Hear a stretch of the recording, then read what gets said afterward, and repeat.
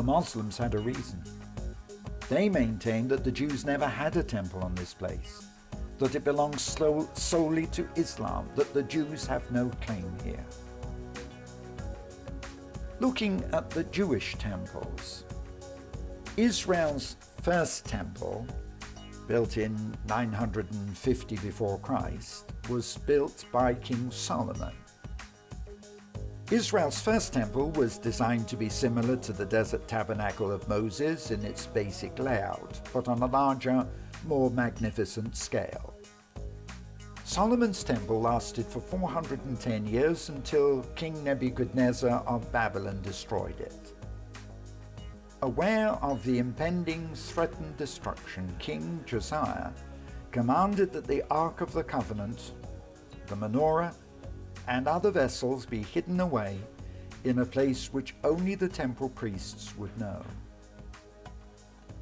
Then we come to the Second Temple. Following the release of the Jews from Babylon, Zerubbabel began work on a second temple, completed in 520 BC. Then we come to Herod's temple, 19 years before Christ. When the Romans imposed King Herod as ruler over the Jews, he made a plan to win their loyalty. Complaining that the temple of Zerubbabel was built like a fortress and shorter than Solomon's by about 90 feet, he began a reconstruction 19 years before Christ, which was to be equal to an entire rebuilding. Herod himself said that his work was only intended as an enlarging and further beautifying of Zerubbabel's temple. This is why Herod's temple has never been counted as the third temple. That is still to come. The main part of the rebuilding was completed before Herod's death in 4 BC, but the work went on for more than 60 years after that. The temple was not entirely finished until 63 years after the birth of Christ, just 7 years before its destruction by the Romans in the year 70. There is to be a third temple.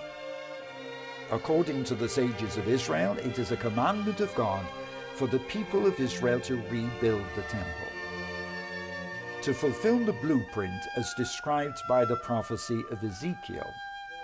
The structure of this third temple will necessitate vast topographical changes in the environs of Jerusalem. The new temple will be so large that it will occupy the entire area of the city of Jerusalem. Restoring the temple in Jerusalem is an enormous and complicated undertaking, especially with regard to the many components and requirements set down by biblical and Jewish law. First, the temple must stand on its original biblical location. Popular belief is that the Muslim Dome of the Rock stands above the Holy of Holies of the temple. But some leading scholars, the best known of whom is Asher Kaufman, dispute this. He believes that the Even HaShtira, foundation stone, on which the Holy of Holies first stood, is 100 meters north of the Dome of the Rock, placing it directly under the small Dome of the Spirit, or Dome of the Tablets. A sign backs up this theory. A straight line runs from this small dome through the Golden Gate to the top of the Mount of Olives, where the red heifer used to be slaughtered and burnt to ashes. This was then brought on a ceremonial viaduct across the Kidron Valley into the temple, where it was mixed with water and used for sprinkling for the purification of sins. It was from this place, where the red heifer was slaughtered, that Jesus ascended into heaven. According to Jewish laws based on the construction of the first temple, The stones of the temple may not come into contact with iron. Between 1989 and 1991, 3 4-ton cornerstones were carved out using iron-free tools and a pebble mixture. They are prototypes for the Third Temple. Thirdly, Jerusalem Yeshiva or seminary is already preparing for the building of the Third Temple. Called Ateret Kohanim, Crown of Priests, it has been training suitable candidates to serve as temple priests. 4. In 1988, Rabbi Ariel Israel established the Temple Institute in Jerusalem to create the special articles and garments required for temple worship and rituals. Of the 104 required articles, 2/3 have already been made. Many of them are made of gold and precious stones, as described in Scripture. But the big question is, why Jerusalem? Jerusalem, largely neglected for hundreds of years, plays a central role in Jewish culture, history, and religion. Since 1004, before the Christian era, when King David established Jerusalem as the capital of the Jewish nation, there has remained a constant and enduring Jewish presence in the city.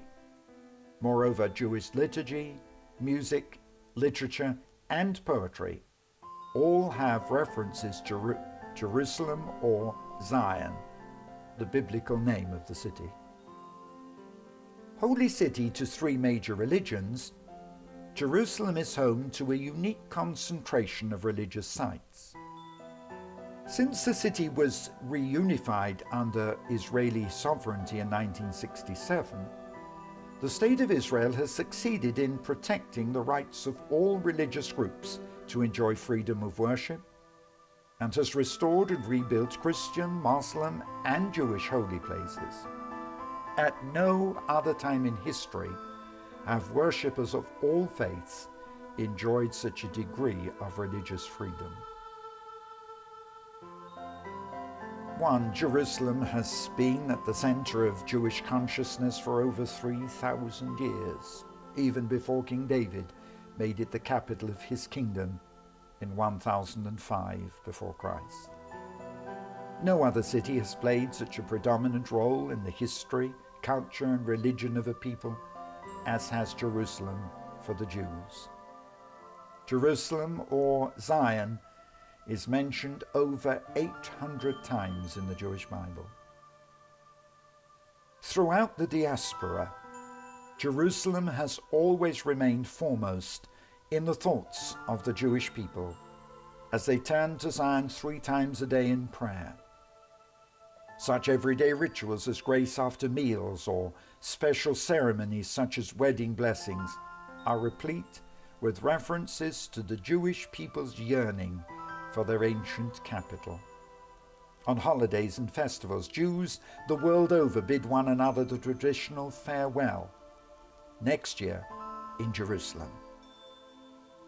Jewish independence in the land of Israel, which ended in 70 AD and was renewed in 1948, marks the longest period of sovereignty over Jerusalem by any nation.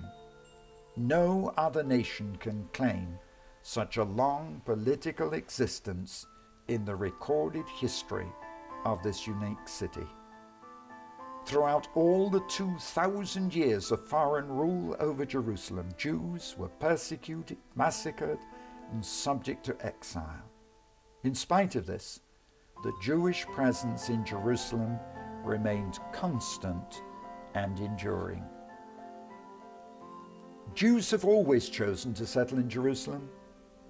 Since 1840, the Jews have constituted the largest ethnic group in the city, and they have held an uninterrupted majority in Jerusalem since the 1860s. 2. The Jewish claim to Jerusalem as their capital is unique. Firstly, there's always been a national consensus in Israel on the status of Jerusalem. Since the reunification of the city in 1967, all Israeli governments have declared that United Jerusalem, Israel's eternal capital, is one indivisible city under Israeli sovereignty, and that free access to holy places will be guaranteed to members of all faiths. Secondly, only twice has Jerusalem served as a national capital.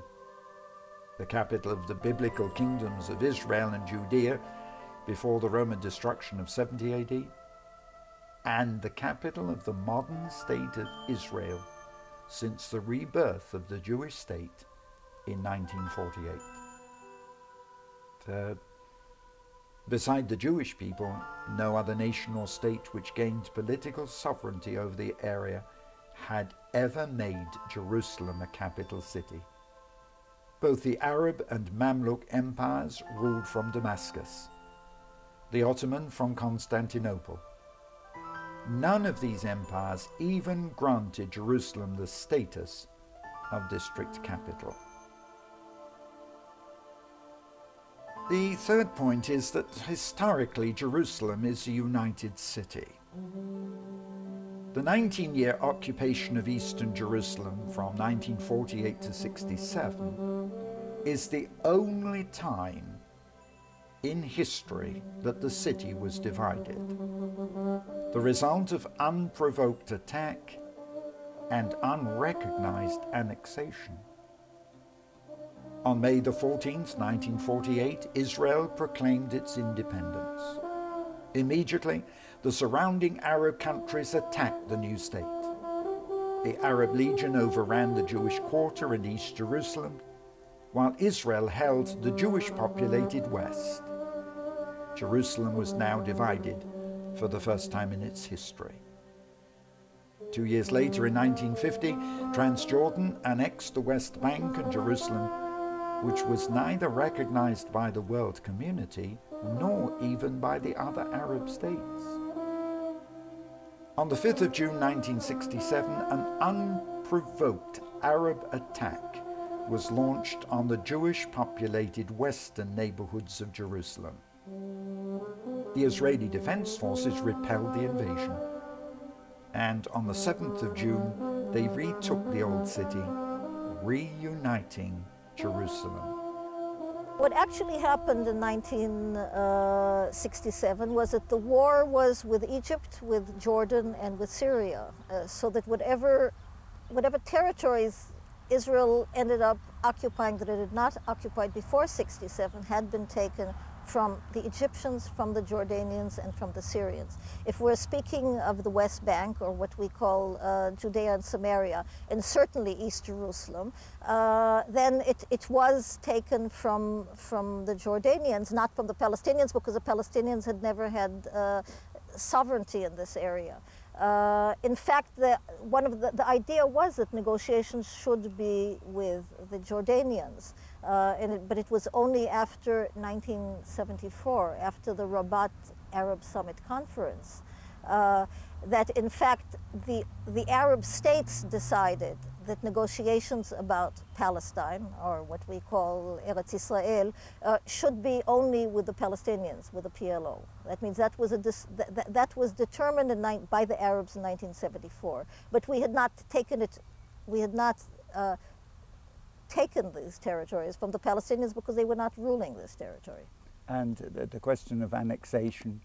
Well, in fact, what happened right after the Six-Day War is that Israel annexed East Jerusalem.